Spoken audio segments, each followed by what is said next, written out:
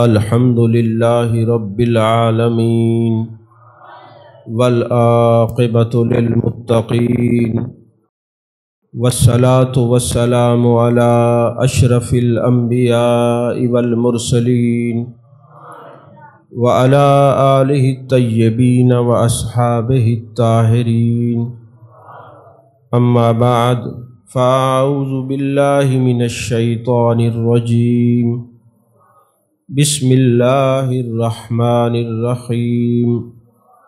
لا أقسم بهذا البلد وأنت حل بهذا البلد ووالد وما ولد. صدق الله العظيم وصدق رسوله النبي الكريم الأمين. إن الله وملائكته يصلون على النبي یا ایہا الذین آمنوا صلوا علیہ وسلموا تسلیما. تمام تعریفیں اللہ تبارک و تعالیٰ کے لیے ہیں جو خالق کائنات بھی ہے، مالک شش جہات بھی، جو احد بھی ہے، صمد بھی ہے، جس کی شان لم یلد بھی ہے ولم یولد بھی.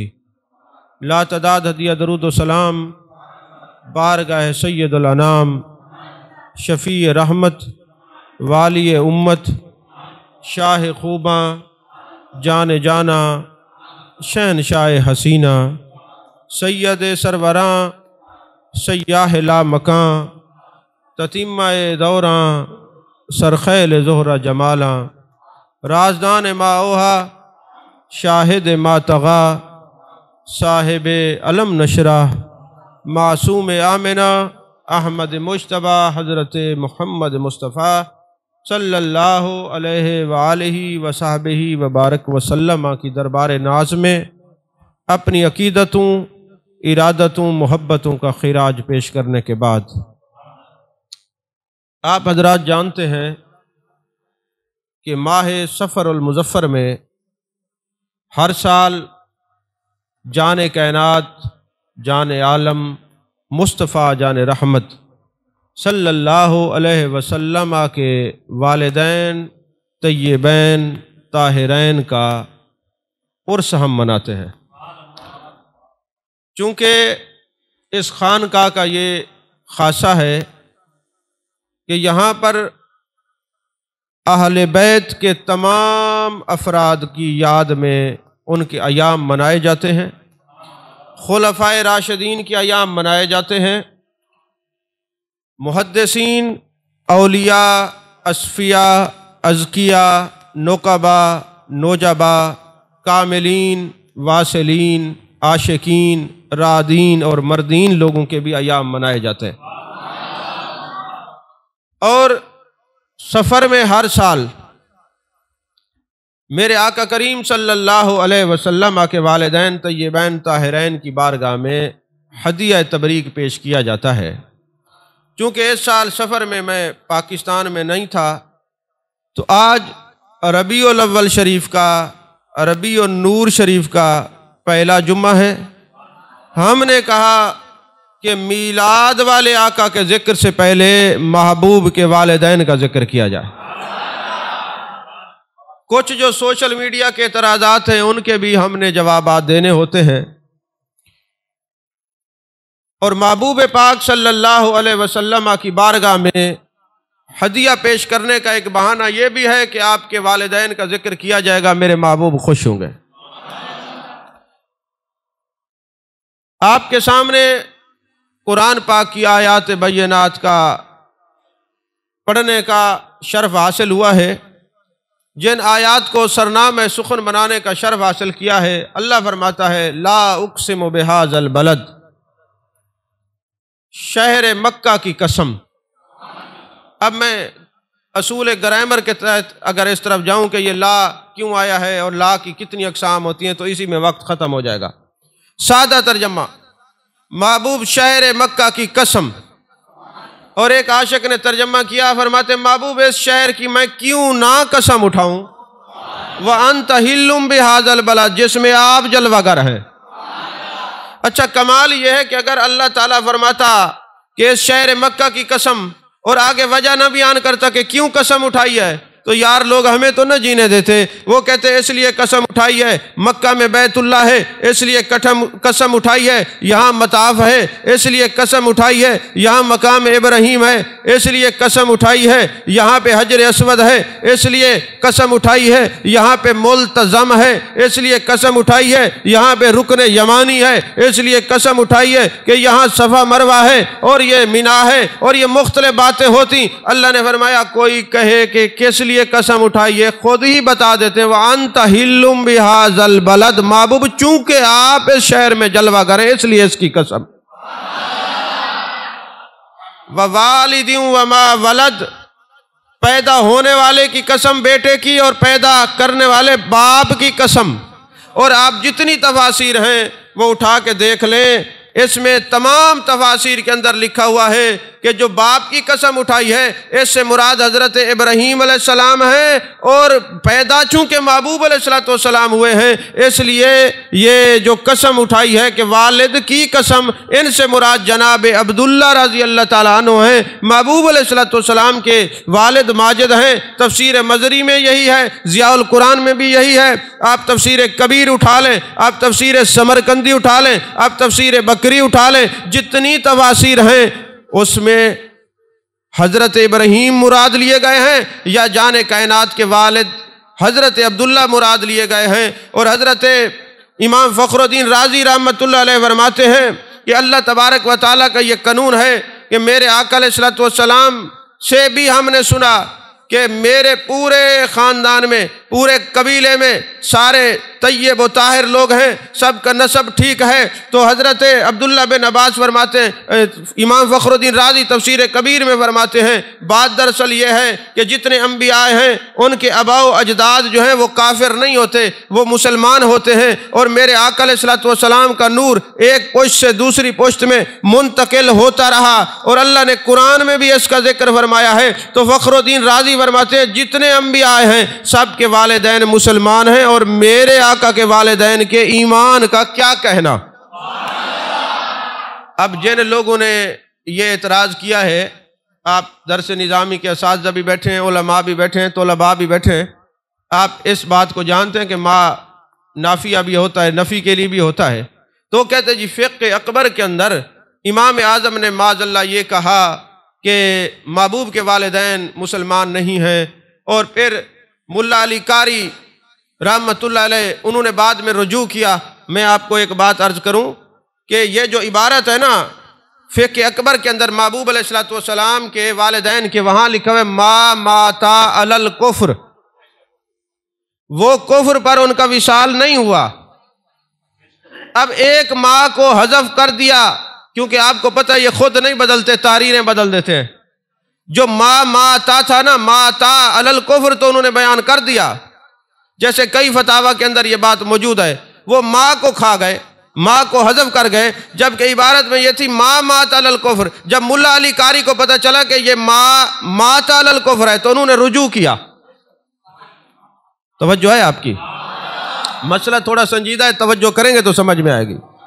تو اب جس والد کی اللہ قسم اٹھائے، وَوَالِدٍ وَمَا وَلَدَ، جس والد کی قسم اٹھائے، اور قسم بھی آپ نہیں اٹھا رہے، کوئی اور نہیں اٹھا رہا، وہ خالق کے کائنات قسم اٹھا رہے، اس باپ کی قسم، جس باپ کی قسم خدا اٹھائے اس باپ کا مقام کیا ہوگا؟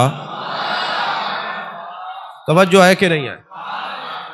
عزیزان محترم، میرے آقا کریم صلی اللہ علیہ وسلم کے غلاموں، اللہ تبارک و تعالیٰ تو خود فرماتے الذی یراک حین تقوم، آپ کا دیکھنا ہم دیکھتے ہیں، آپ کا دیکھنا ہم دیکھتے ہیں۔ ایک بات یہ غور کریں،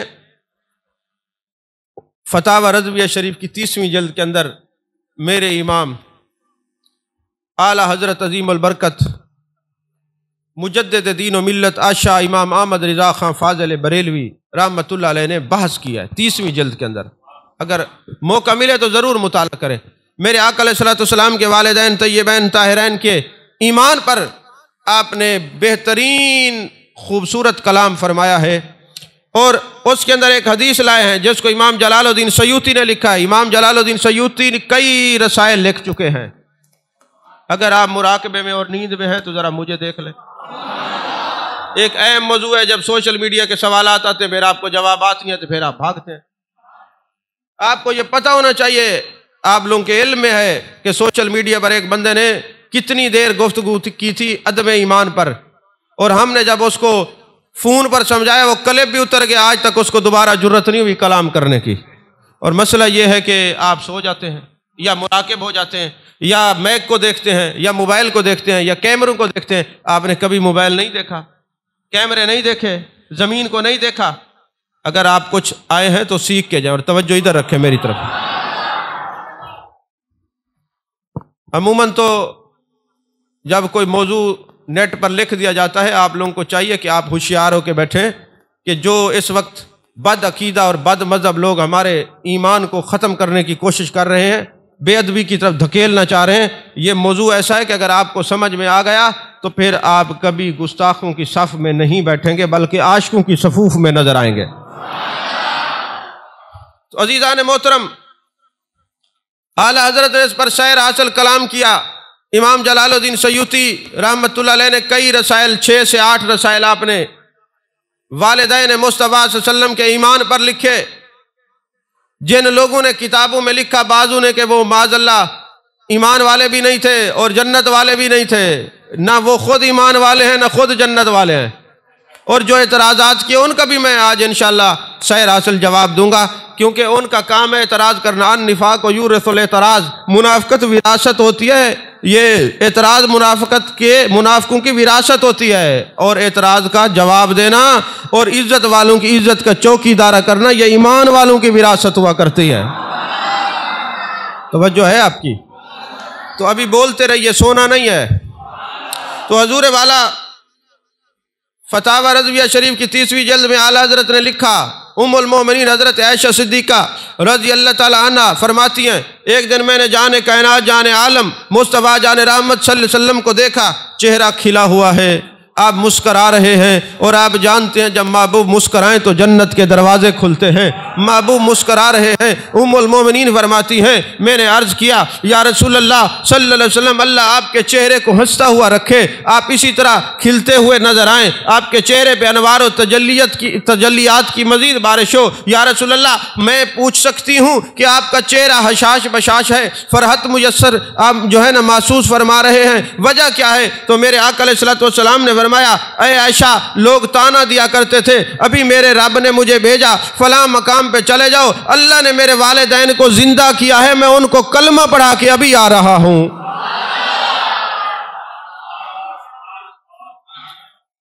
اگر کوئی کہے کہ جی محبوب علیہ الصلوۃ والسلام نے زندہ کیا ہے، تو میرے آقا علیہ الصلوۃ والسلام نے کتنے مردوں کو زندہ کیا ہے. اور مردوں کی تعریف تو یہ ہے کہ جس کے اندر جان رہ چکی ہو. میرا نبی تو وہ ہے جس نے پتھروں کو کلمہ پڑھایا ہے، درختوں کو کلمہ پڑھایا ہے. اب دیکھیں نا، ایک قبیلہ محبوب علیہ الصلوۃ والسلام کی بارگاہ میں آتا ہے، یا رسول اللہ صلی اللہ علیہ وسلم. اب یہ روایات دو ہیں، ان کو ملا کے عرض کر رہا ہوں. ایک روایت یہ کنویں میں انہوں نے بچی کو ڈال دیا تھا، اور ایک روایت یہ ہے کہ قبر میں دفن کر دیا تھا. دونوں روایات کو ملا کے عرض کر رہا ہوں. امام بہقی نے اس کو نقل کیا ہے، فرماتے ہیں محبوب علیہ الصلوۃ والسلام کی خدمت میں یہ قبیلہ آتا ہے، یا رسول اللہ صلی اللہ علیہ وسلم ہم نے اپنی بچی کو زندہ درگور کر دیا تھا، اگر آپ اس کو زندہ فرما دیں، کیونکہ وہ دنیا سے جا چکی، اب اس کی زندگی کے اثرات ختم ہو گئے، وہ مٹ چکی، آقا اگر آپ زندہ کر دیں تو ہم کلمہ پڑھیں گے. اب کافر ہیں، وہ دلیل نبوت کو پانے کے لیے یہ شرط رکھ رہے ہیں، محبوب اگر آپ زندہ کر دیں. وہ کافر ہو کے یہ سمجھتے ہیں کہ اگر یہ زندہ کرتے ہیں تو سچے نبی ہیں، اور آپ کلمہ بھی پڑھتے ہیں اور کہتے ہیں کیسے زندہ کیا ہوگا. توجہ نہیں فرما رہے آپ. تو اب کلمہ بھی پڑھتے ہیں اور اعتراضات بھی کرتے ہیں. اب میرے آقا علیہ الصلوۃ والسلام اس بچی کی قبر پہ تشریف لے گئے، اس کنویں پہ تشریف لے گئے جہاں بچی کو زندہ درگور کیا تھا. میرے آقا علیہ الصلوۃ والسلام نے آواز دی، امر ربی سے بچی زندہ ہو گئی. جب بچی زندہ ہوئی میرے آقا نے فرمایا بچی جانتی ہو میں کون ہوں؟ یا رسول اللہ صلی اللہ علیہ وسلم آپ سچے نبی ہیں، ختم نبوت کا تاج پہن کے آئے ہیں، آپ وجہ تخلیق کائنات ہیں، آپ تو اللہ کے سچے نبی ہیں، جو آپ پر ایمان لایا وہ کامیاب ہے، جس نے انکار کیا وہ خائب و خاسر ہوگا. میرے آقا نے فرمایا بچی یہ بتا زندہ ہو چکی، اگر تو چاہے تو میں تجھے والدین کے ساتھ روانہ کر دوں، اور اگر چاہے تو اللہ کے پاس جانا چاہے۔ اب دیکھیں میرے محبوب کے اختیارات دیکھیں، الفاظ نہ ہوں، میں دکھا سکتا ہوں، پابند ہوں اپنے جو کہوں گا۔ میرے آقا نے فرمایا اگر تو چاہے تو والدین کے پاس بھیج دوں، اور اگر تو چاہے تو واپس رب العالمین کے پاس بھیج دوں۔ یار جنت میں محبوب استن حنانہ کو، کھجور کے تنے کو فرماتے ہیں اگر تو چاہے تجھے مدینے میں لگا دوں اور قیامت تک لوگ تیرا پھل کھائیں، اگر تو چاہے تو تجھے جنت میں بھیج دوں، جنتی تیرا پھل کھائیں۔ توجہ نہیں فرمائی آپ نے؟ اب تنا کہتا ہے جنت میں، وہ ایک سکالر اٹھا، اس نے کہا جی سمجھ میں نہیں آتا۔ محبوب نے فرمایا کہ اگر تجھے یہاں پہ لگا دوں تو جنتی یہ لوگ جو ہے نا پوری دنیا میں تیرا پھل پہنچ جائے گا۔ ایک کھجور کا پھل پوری دنیا میں کیسے پہنچ سکتا ہے؟ میں نے کہا تم اپنی عقل کا علاج کرواؤ، ایک چشمہ زمزم کا ہے، اسماعیل علیہ السلام کے جناب والا قدمین کی برکت ہے، یہ ان کا معجزہ ہے۔ اگر ایک چشمہ زمزم کا پانی پوری کائنات میں پہنچ سکتا ہے تو میرے مصطفیٰ کا لگائے ہوئے درخت کا پھل بھی پوری کائنات میں پہنچ سکتا ہے۔ تو حضور والا میرے آقا علیہ السلام نے اگر چاہے تو تجھے واپس بھیج دوں، اگر چاہے تو والدین کے پاس بھیج دوں۔ اختیار دیکھیے۔ تو اس بچی نے جانتی تھی کہ اگر میرے والدین وفا کرتے تو مجھے زندہ درگور کیوں کرتے، تو عرض کرنے لگی یا رسول اللہ صلی اللہ علیہ وسلم، آپ نے ارشاد فرمایا اگر تو چاہے تو والدین کے پاس چلی جاؤ، اگر چاہو تو رب العالمین کے پاس بھیج دوں۔ تو یا رسول اللہ صلی اللہ علیہ وسلم، میں نے اپنے والدین سے کئی ہزار گنا اپنے رب کو زیادہ مہربان پایا ہے، میں ان کے رب کے پاس جانا چاہتی ہوں۔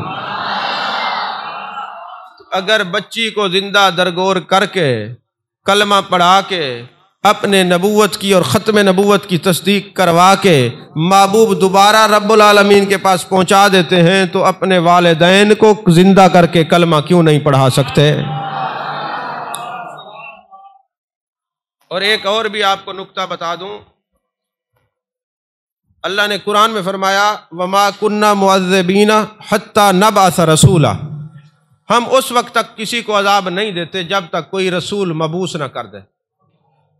یہ قرآن ہے، یعنی کہ جس زمانے کے اندر کوئی نبی مبعوث نہ ہو، اگر بندہ بت پرست نہ ہو تو وہ ویسے ہی جنتی ہوتا ہے۔ اس کو زمانہ فطرت کہتے ہیں۔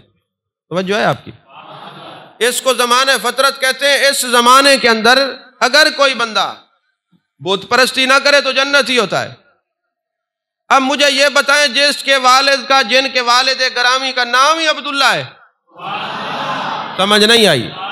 والدہ کا نام آمنہ ہے، جس دائی نے دودھ پلانا ہے حلیمہ ہے، حلم والی۔ یہ ماحول دیکھے محبوب علیہ السلام کا۔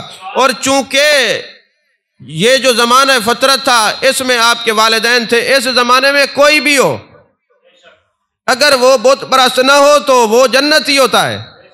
تو یہ تو میرے آقا کے والدین ہیں، نام بھی عبداللہ ہے۔ توجہ نہیں فرما رہے آپ؟ نام بھی عبداللہ ہے۔ اور پھر جناب والا یاد رکھیے، میرے آقا کریم صلی اللہ علیہ وسلم کے غلاموں، اعتراض یہ ہوا یہ کیسے ہو سکتا ہے محبوب علیہ السلام کہ والدین زندہ ہوں، محبوب ان کو کلمہ پڑھائیں، یہ کیسے ہو سکتا ہے؟ نماز کا وقت گزر جائے تو نماز تو دوبارہ ادا نہیں ہوتی، قضا ہوتی ہے۔ میں نے کہا تیری ادا نہیں ہوتی، قضا ہوتی ہے۔ میرے آقا تو وہ ہے مولا علی کی نماز قضا ہو جائے سورج لوٹا کے پھر نماز کو ادا کروا دیتے ہیں۔ اپنے اوپر قیاس نہ کر، اپنے اوپر قیاس نہ کر۔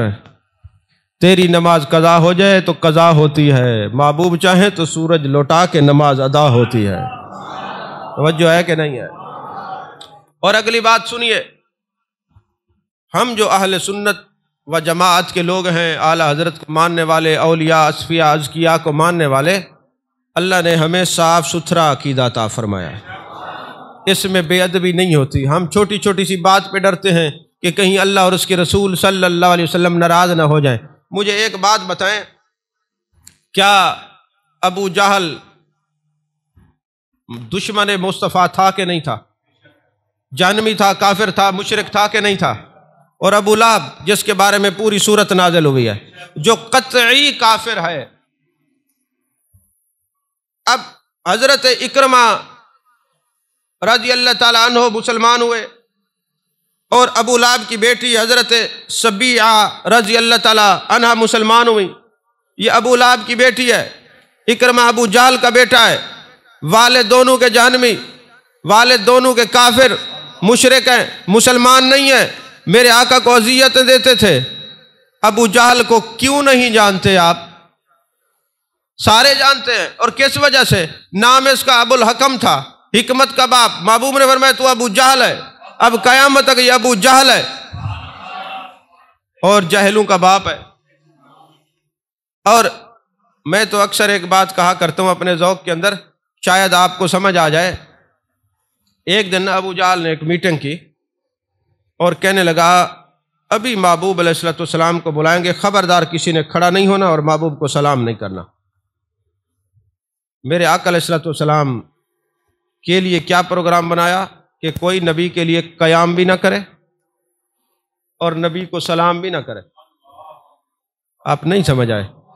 پہلا وہ شخص جو نبی کے لیے قیام اور سلام کا منکر ہے وہ ابو جہل ہے۔ اب محبوب کی جلوہ گری بھی سب سے پہلے وہی کھڑا ہوا۔ کہنے والوں نے کہا تجھے کیا ہوا؟ کہا کان سے فرشتوں نے پکڑ کے کھڑا کر دیا۔ اب یہ تو دیکھیے کہ پہلی دفعہ محبوب کے لیے قیام اور سلام کا انکار کس نے کیا تھا، اب قیام اور سلام کا انکار کون کرتا ہے؟ کبھی غور کیا آپ نے؟ یہ ابو جہل کسی ایک شخصیت کا نام نہیں ہے، ایک فکر کا نام ہے، ایک سوچ کا نام ہے۔ اچھا، ابو لہب اور ابو جہل کو آپ جانتے ہیں،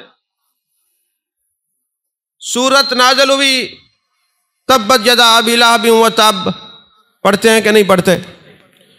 اب ان کے بچے مسلمان ہو گئے، ابو لہب کی بیٹی حضرت سبیہ مسلمان ہو گئیں۔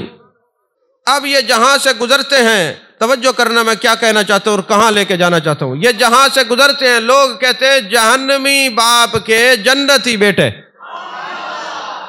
جہنمی باپ کی جنتی اولاد۔ یہ دونوں جانے کائنات، جانے عالم مصطفیٰ جان رحمت صلی اللہ علیہ وسلم کے پاس آتے ہیں اور عرض کرتے ہیں یا رسول اللہ صلی اللہ علیہ وسلم ہم جاتے ہیں، لوگ یہ کہتے ہیں جہنمی باپ کی جنتی اولاد اور ہمیں تکلیف ہوتی ہے۔ فوراً میرے آقا نے خطبہ ارشاد فرمایا لوگوں جب تم جانتے ہو یہ میرے رشتہ دار ہیں، میرے چچا کی اولاد ہے، اگرچہ انہوں نے کلمہ نہیں پڑھا، وہ قطعی کافر ہیں، لیکن جب تم ان کو تکلیف دیتے ہو مجھے تکلیف پہنچتی ہے، اور تم نے قرآن نہیں پڑھا، جو اللہ اور اس کے رسول کو ایذا پہنچاتا ہے وہ دنیا اور آخرت میں لعنتی ہے، اس کو عذاب ہوگا۔ اب جو ابو جہل اور ابو لہب کی اولاد کے بارے میں بات کرے، نبی کو ایذا پہنچتی ہے، جو والدین مصطفیٰ کے بارے میں بک بک کرے، کیا مصطفیٰ اس سے ناراض ہوں گے کہ راضی ہوں گے؟ توجہ نہیں کی آپ حضرات نے؟ تو جو والدین مصطفیٰ صلی اللہ علیہ وسلم کے بارے میں اعتراض جمع کرے گا تو میرے مصطفیٰ کو ایذا پہنچائے گا، اور جو اللہ اور اس کے رسول کو ایذا پہنچاتے ہیں قرآن کی نص ہے وہ لعنتی ہے۔ اب آپ نے فیصلہ کرنا ہے لعنتیوں کو سننا ہے یا رحمتیوں کو سننا ہے۔ توجہ ہے کہ نہیں ہے؟ آپ بھی تو ہر طرف منہ مارتے ہیں گندی مرغی کی طرح، کوئی بھی وہ نہیں دیکھتے کہ کس کا خطاب سننا ہے کس کا نہیں سننا، جو بھی آ گیا سن لیا، بعد میں اس نے یہ کہا ہے اس نے یہ کہا ہے۔ نہ سنو، تم سنتے کیوں ہو جو گستاخ ہے؟ تم سنو عشق مصطفیٰ صلی اللہ علیہ وسلم کی باتیں سنو، تمہارے اندر سے بھی حسن مصطفیٰ اور عشق مصطفیٰ کی خوشبو نظر آئے۔ عزیزان محترم، مقام ابوا پہ جاتے ہیں حضرت آمنہ کی زیارت کے لیے تو کئی کھڑے ہوتے ہیں، اور شکل ان کی مسخ، چہرے سیاہ، لمبی لمبی ان کی داڑیاں تجاوز کر چکی ہیں، اور وہ وہاں پہ کھڑے ہوتے ہیں، مقام ابوا پہ جانے نہیں دیتے۔ یہاں میں ایک علمی بات کرنے لگا ہوں، علماء اور سادات بیٹھے ہیں، ان کی نظر کرنے لگا ہوں۔ آپ تفسیر روح البیان اٹھائیں، تفسیر نعیمی اٹھائیں، اور کئی تفاسیر آپ اٹھائیں، اس میں ایک وجہ ہے کہ ہفتے والے دن مچھلیوں کا شکار منع تھا۔ اب میں اس طرف جاؤں گا تو خطاب اس طرف چلے گا، میں ایک اشارہ دینا چاہتا ہوں، ہفتے والے دن مچھلیوں کا شکار منع تھا، اللہ نے منع کیا، اور پھر لوگوں نے ہیلا کیا کہ تالاب بنایا، ایک دن روک لیتے تھے اگلے دن پکڑتے تھے، تو اللہ تعالیٰ نے پکڑنے والوں کو کہا کہ چہرے مسخ کر دیے جائیں گے۔ اتنا تو آپ کے ذہنوں میں آ گیا۔ اب سوال یہ پیدا ہوتا ہے کہ ہفتے والے دن شکار منع کیوں تھا؟ یہ وجہ ڈھونڈیے، تفاسیر پڑھیے، آپ کو پتہ چل جائے گا، جواب مل جائے گا۔ ہفتے والے دن شکار اس لیے منع تھا کہ جس مچھلی نے حضرت یونس علیہ السلام کو 40 دن اپنے پیٹ کے اندر رکھا تھا اور آپ وہاں پہ رہے تھے، اللہ نے ان کی ڈیوٹی لگائی تھی کہ چھوٹی چھوٹی مچھلیاں اس بڑی مچھلی کی زیارت کو جایا کرو ہفتے والے دن۔ توجہ ہے آپ کی؟ اور یہ تمہاری ڈیوٹی ہے کہ تم نے ہفتے والے دن چھوٹی چھوٹی مچھلیاں، تفسیر البیان میں نہ ہو تو میں جواب دار ہوں، آپ نہ پڑھے تو آپ کا قصور ہے، اور اگر کوئی پڑھ کے آپ کو بتائے تو پھر آپ حاضر دماغ ہو کہ سبحان اللہ تو کہہ ہی سکتے ہیں۔ میں دیکھ رہا ہوں، کر لو تم مراقبے، میں دیکھ رہا ہوں تمہیں۔ اب ہے یہ کہ ہفتے والے دن شکار منع ہے، کیوں؟ کہ چھوٹی مچھلیوں نے اس مچھلی کی زیارت کو جانا ہے جس نے حضرت یونس علیہ السلام کو اپنے پیٹ میں رکھا ہے، اور اللہ فرما رہے جو ان کی زیارت سے روکے گا، یہ زائرین جو مچھلیاں ہیں ان کو روکے گا، ان کے چہرے مسخ ہو جائیں گے۔ اب مجھے یہ بتائیں، وہ مچھلی جو 40 دن حضرت یونس علیہ السلام کو پیٹ میں رکھے تو باقیوں کو حکم ہے زیارت کو جائیں، پھر حضرت آمنہ کی مزار کا کیا کہنا؟ 9 ماہ میرے آقا ان کے شکم عطر میں جلوہ گر رہے،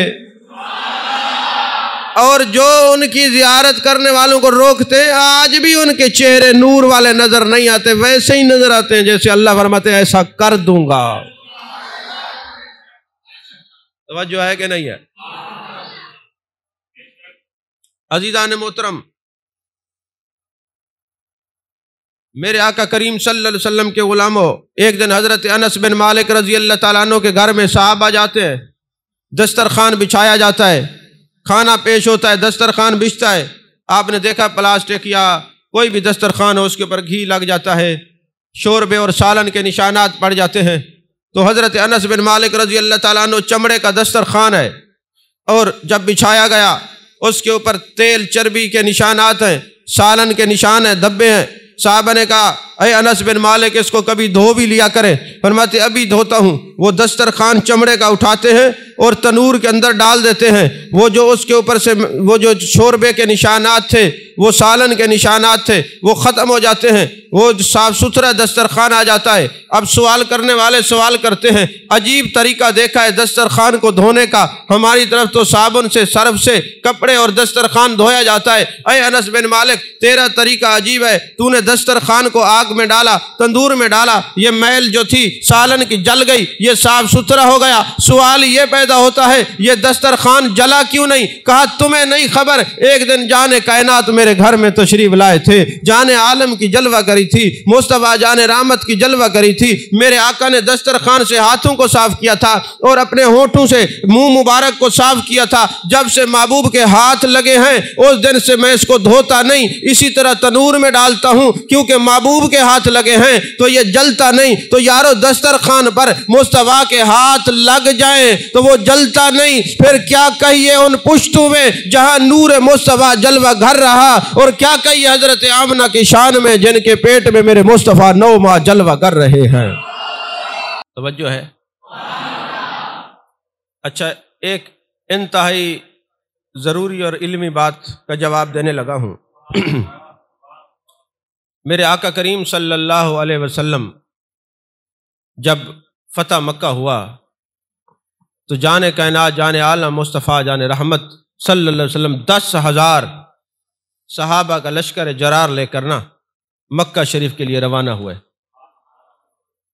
اور جس وقت مکہ شریف کے لیے روانہ ہوئے تو مقام ابوا پر محبوب تشریف لے گئے، اور جب محبوب تشریف لے گئے تو میرے آقا نے اپنی والدہ ماجدہ کی قبر کو سینے سے لگا لیا اور لپٹ گئے، اور آپ نے وہاں پہ گریہ فرمایا، آپ کی آنکھوں سے زارو قطار آنسو نکلے، اور آپ نے فرمایا اے میری اماں جان، آپ سمجھتی ہوں گی کہ شاید میں مصروف ہو گیا ہوں، یہ منصب نبوت کے معاملات ہیں، لوگوں کے ایمان کے معاملات ہیں۔ آپ دیکھیں وہ وقت جب میرے آقا علیہ السلام اپنی والدہ ماجدہ کے ساتھ سفر کر رہے ہیں، اور مقام ابوا کے اوپر آ کر ماں کا وصال ہوتا ہے، اور ماں نے ایک ہی بات کہی تھی، بیٹا میں نے ایسا طیب و طاہر بیٹا جنم لیا ہے، قیامت تک اس کا بھی ذکر ہوتا رہے گا، اس کی وجہ سے اس کی ماں کا بھی ذکر ہوتا رہے گا۔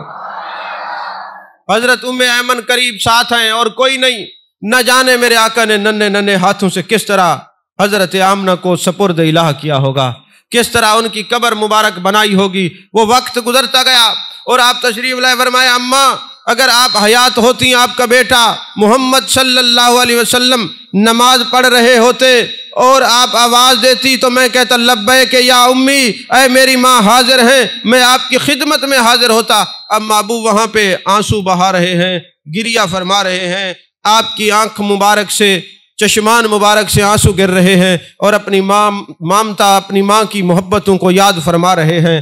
اور وہاں پہ قبر پہ مقام اول پر محبوب کی جلوہ گری ہے۔ اب یہاں سے آپ پھر فتح مکہ کے لیے مکہ شریف تشریف لاتے ہیں اور وہاں قبر پہ میرے آقا دعا فرماتے ہیں، اے اللہ میری اماں کو بخش دے۔ تو اللہ نے بخشش کی دعا سے منع فرما دیا۔ جب بخشش کی دعا سے منع فرمایا تو کچھ لوگ پٹڑی سے اتر گئے، انہوں نے کہا دیکھا اللہ نے منع کیا ہے۔ اب آپ کی توجہ ہو تو اس کا جواب دے دوں۔ اللہ تعالیٰ نے قرآن میں فرمایا وَلَا تُصَلِّ عَلَىٰ أَحَدٍ مِّنْهُمْ مَاتَ أَبَدًا وَلَا تَقُمْ عَلَىٰ قَبْرِهِ، جس کا عقیدہ درست نہ ہو اس کے جنازے میں نہ جایا جائے۔ وَلَا تَقُمْ عَلَىٰ قَبْرِهِ، اس کی قبر پہ نہ کھڑے ہویا جائے۔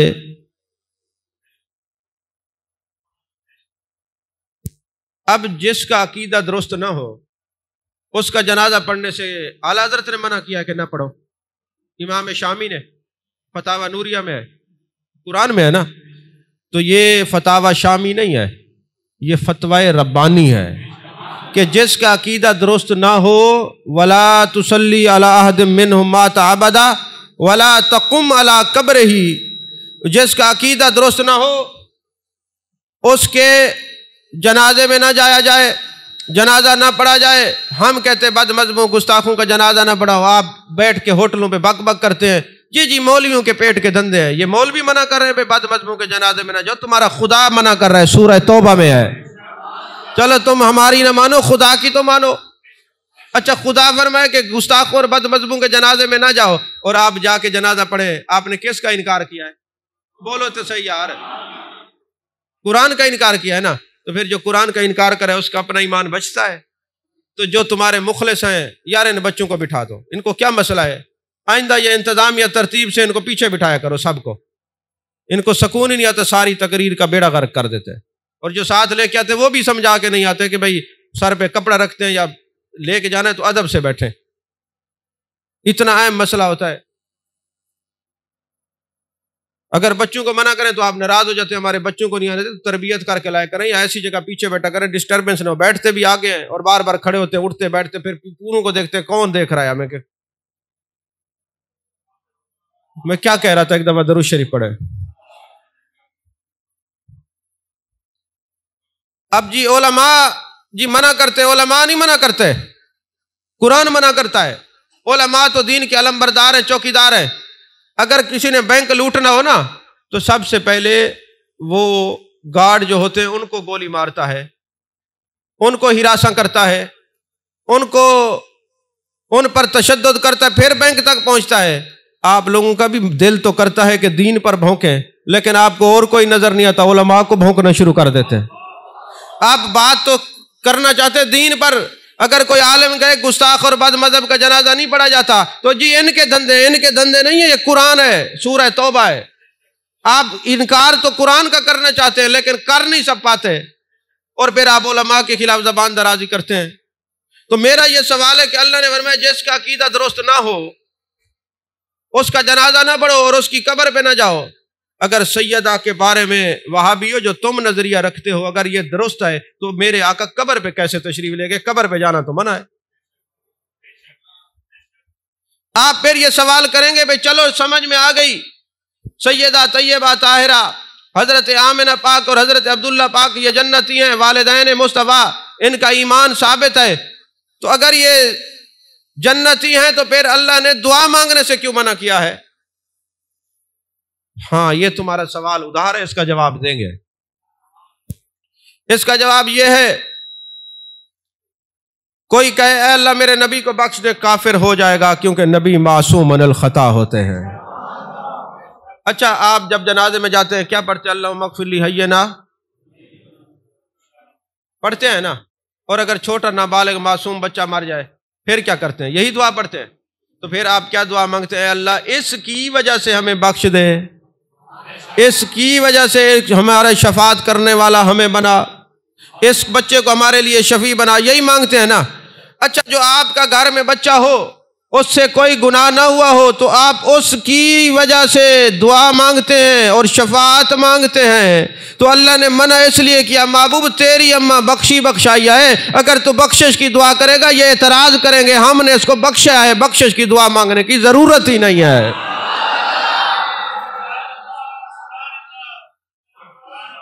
جو ہے آپ کی کر رہی ہے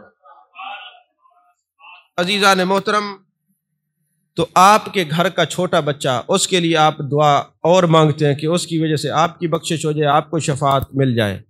تو جو والدین مصطفیٰ ہیں، تو میرے آقا قبر پہ تشریف لے گئے، جبکہ قرآن کہتے ہیں وَلَا تَقُمْ عَلَىٰ قَبْرِهِ، ان کی قبر پہ بھی کھڑے نہ ہویا جائے۔ اچھا، ایک بات اور میرے ذہن میں آئی ہے، معجم الکبیر کی حدیث پاک ہے، ہر بات کا میں ذمہ دار ہوں، اور نیت میری یہ ہے کہ آپ لوگوں کا ایمان بچ جائے، گستاخوں میں نہ بیٹھا کریں، عشق والوں میں بیٹھا کریں، ادب والوں میں بیٹھا کریں، ادب والوں کی مجلس میں جا کے تعلیمات ادب لیا کریں، تعلیمات محبت اور تعلیمات عشق میں اپنے آپ کو مزین کیا کریں۔ سیدہ پاک کا جو نام ہے وہ ہے فاطمہ، اور فاطمہ کا معنی کیا ہے؟ آزاد کرنے والی۔ اور میرے آقا کریم صلی اللہ علیہ وسلم ارشاد فرماتے ہیں، اے علی جانتے ہو ہم نے اپنی بیٹی سیدہ طیبہ طاہرہ عابدہ عالمہ فاضلہ کاملہ راضیہ مرضیہ خاتون جنت سلام اللہ علیہا کا نام فاطمہ کیوں رکھا ہے؟ آپ نے فرمایا اللہ اور اس کے رسول بہتر جانتے ہیں۔ حضور ارشاد فرمائیے، فرمایا فاطمہ کا معنی ہے آزاد کرنے والی۔ اللہ نے فرمایا محبوب اس کا نام فاطمہ رکھو، یہ خود بھی جہنم سے آزاد ہے، اولاد فاطمہ بھی جہنم سے آزاد ہے، اور جو اولاد فاطمہ سے محبت کرے گا وہ بھی جہنم سے آزاد ہے۔ عقیدہ درست ہونا چاہیے، گستاخ نہ ہو۔ توجہ ہے کہ نہیں ہے؟ تو یارو، جس مصطفیٰ کی نسل کے بارے میں ہے وہ جہنم سے آزاد ہے، اس مصطفیٰ کی اصل کے بارے میں کیا کہتے ہو؟ توجہ ہے کہ نہیں ہے؟ عزیزان محترم، میرے آقا کریم صلی اللہ علیہ وسلم کے غلاموں، انبیاء کے ساتھ اگر نسبتیں جانوروں کی ہو جائیں تو وہ جانور جنت میں جائیں گے۔ تم والدین کی بات کرتے ہو، تم اولاد کی بات کرتے ہو، اٹھاؤ تفسیر روح المعانی، سید محمود بغدادی آلوسی رحمت اللہ علیہ فرماتے ہیں کہ 10 جانور ایسے ہیں جو جنت میں جائیں گے۔ بولیے کتنے؟ 10 جانور۔ سب سے پہلے صالح علیہ السلام کی اونٹنی جنت میں جائے گی، حضرت ابراہیم علیہ السلام کا بچڑا جنت میں جائے گا، حضرت اسماعیل علیہ السلام کا دمبا جنت میں جائے گا۔ توجہ ہے؟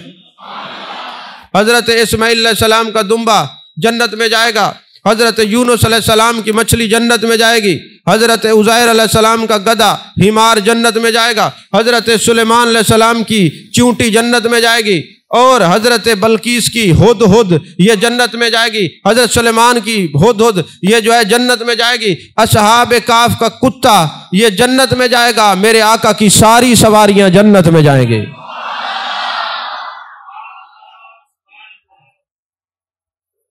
اچھا مجھے یہ بتائیں،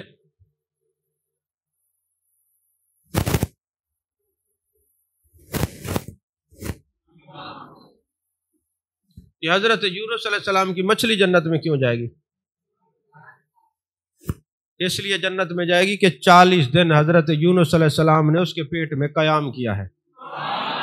اچھا، امام الانبیاء تو میرے مصطفیٰ ہیں اور مقتدی حضرت یونس علیہ السلام ہیں، تو حضرت پیارے یونس جس مچھلی میں 40 دن قیام کریں وہ مچھلی تو جنتی ہے، اور جس شکم عطر میں میرے مصطفیٰ 9 ماہ قیام کریں، حضرت آمنہ کے جنتی ہونے میں کوئی جہنمی شک کر سکتا ہے؟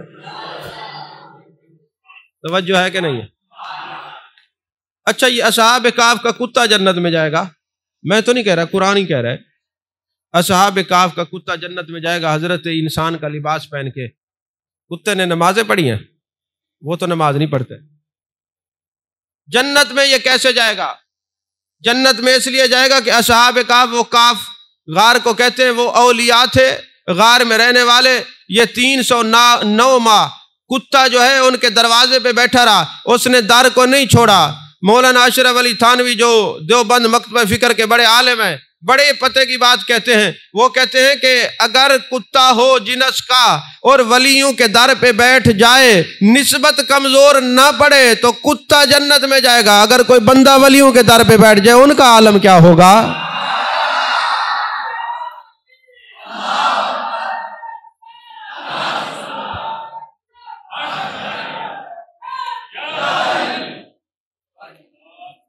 تو جو نبیوں کی نسبت میں جانور آ جائیں، جس پر وہ سواری فرما لیں، جن کی نسبتیں پختہ ہو جائیں، وہ جانور تو جنتی ہو جاتے ہیں۔ اور پھر جو انبیاء کی نسل میں سے ہوں یا انبیاء کی اصل میں سے ہوں، ان کا عالم کیا ہوگا؟ عزیزان محترم، حضرت عزیر علیہ السلام کی بات کر کے میں گفتگو کو اختتام کی طرف لے جانا چاہتا ہوں۔ جو اعتراضات سوشل میڈیا کے ذریعے مجھے موصول ہوئے تھے، میں نے ان کا سیر حاصل جواب دے دیا ہے، اگر آپ کی سمجھ مبارک میں آئی ہے تو، ورنہ تو آپ کی سمجھ کا بھی اللہ ہی حافظ ہے۔ کیونکہ آپ کو ابھی آپ نے بیٹھے، آپ کو سمجھ میں آ گیا ایک نظریہ، ایک اہل سنت کا جو عقیدہ ہے کہ یہ ادب والے ہیں، یہ کسی کے بے ادبی نہیں کرتے۔ تھوڑی دیر کے بعد آپ نے جانا ہے اور جا کے فوراً نیٹ چلانا ہے اور کسی ایک ایسے گستاخ کو سننا ہے، آپ کا سب ختم۔ لیکن میں آپ کو کیسے سمجھاؤں؟ دارمی شریف کی حدیث کی کتاب لائبریری میں موجود ہے، میں نے نشان لگا کے رکھا ہوا ہے۔ حضرت ابن سیرین سید التابعین ہیں، ان کی مجلس لگی ہوئی ہے اور بد مزہ باتیں، گستاخ آتے ہیں۔ انہوں نے کہا جی ہم آپ کو قرآن سنانا چاہتے ہیں۔ فرمایا میں تم سے قرآن بھی نہیں سنتا۔ انہوں نے کہا ہم حدیث سنانا چاہتے ہیں۔ فرمایا ہم حدیث بھی نہیں سنتے۔ جب شاگرد چلے گئے، انہوں نے کہا وہ جو بندے چلے گئے، بد مذہب گستاخ چلے گئے، شاگردوں نے کہا حضرت قرآن تو وہی ہے، حدیث بھی وہی ہے، آپ نے کیوں نہیں سنی؟ فرمایا بات یہ ہے کہ یہ جب قرآن پڑھتے، قرآن وہی پڑھتے، معنی اپنا نکالتے، اپنا بھی ایمان چٹ کرتے، میرا بھی ایمان ضائع کرتے۔ ہمارے بزرگوں کا طریقہ یہ ہے کہ ادب اور عشق والوں سے قرآن بھی سنا جائے اور مصطفیٰ کا فرمان بھی سنا جائے۔